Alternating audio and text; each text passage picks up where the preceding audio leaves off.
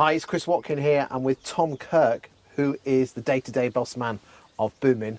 Thanks for joining me today, Tom. Thanks for having me, Chris. Why do you think there's so much negativity in the estate agency profession? Talk to me.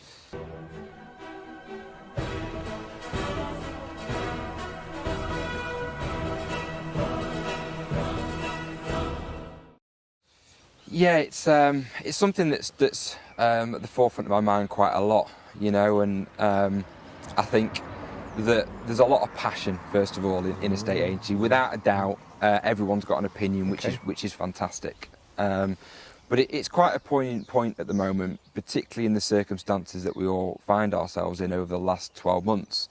That it's important to show care. It's important to be supportive. I know Agents Together is something that you're very, very close to, and I think that's a fantastic foundation. And there's lots of other foundations that are doing something similar.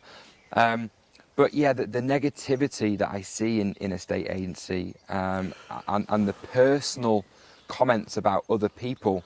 I mean, you look at Property Industry Eye, and you know Russell Quirk pops his heads up. Bruce Brothers, who I know you're obviously connected up with, Rightmove. It really is just throw the grenades in, and there's vitriol there, isn't there? Yeah, and as I say, everyone's entitled to their own opinion, but there's definitely a line there, you know, and it gets personal and verging on abusive at times. And we don't want to go off too much on a tangent, but you know, it's the same with social media platforms, you know. With the amount of comments that are on there, and ultimately nothing's going to change, but people hiding behind usernames, it's not okay, and it needs dealing with from the publications in our industry, but also social media platforms as well. And I think people just need to come together, because we can help each other as an industry. We've got a lot of good people. But then people would say, because I'm able to hide behind a pseudonym, I'm able to tell people exactly what I think. And you know, I will fight to the death to defend someone's right to say what they say. Do you think they cross the line? They definitely cross the line behind a username. You should always be. Anyone that's worked with me before will know that I'm extremely opinionated, but I'll also listen to other people's opinions, and I'm happy to have a very healthy, heated debate. Okay. But there's definitely a line, and you have to encourage people to be able to speak freely.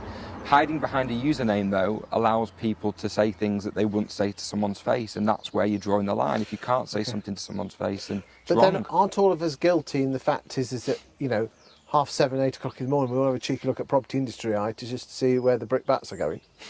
You know, of course, looking on there, and you can have a wry smile on your face with some of the comments that people make.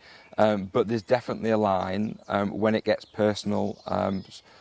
The sexism involved, it's just not quite right, and it needs addressing. And until such time that there's verification on identity, or at least using your name as a very minimal, it's not going to change. And it's up to the bosses of those publications to change things. But they're not going to do that because they're getting the traffic, and therefore if they get the traffic, they get the eyeballs, and that means they can sell more advertising space. Well, I think certainly if you look at the social media giants, I would definitely take your opinion on board that they ultimately get revenue from showing the amount of users. I'm talking about the likes of your Property Industry Eyes. I mean, other portals, other platforms are available, but that's the one where basically the venom's den, the viper's nest. Yeah, but I would argue that actually it's deterring people from going there. Yes, they need to look at stories that are going to get eyeballs, of course. Yes. And having people comment and give their opinion is also good for eyeballs. Yeah, because I mean, you have a day where it's basically just filler.